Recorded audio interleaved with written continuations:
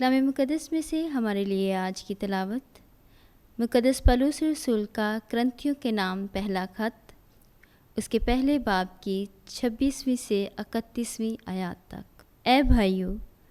تم اپنے بلائے جانے پر نگاہ کرو کہ جسم کے لحاظ سے بہت سے حکیم، بہت سے زوراور، بہت سے شریف نہیں تھے، بلکہ دنیا کے نزدیک جو حماقت ہے خدا نے اسے چن لیا تاکہ حکیموں کو شرمندہ کرے،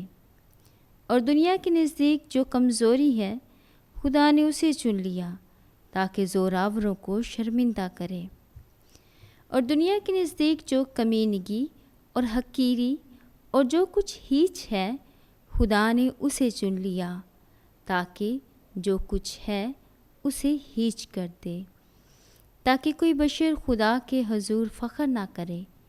لیکن تم اسی کی طرف سے مسیح یسوع میں جو ہمارے لیے خدا کی طرف سے حکمت، صداقت، پاکیزگی اور مخلصی ہے، تاکہ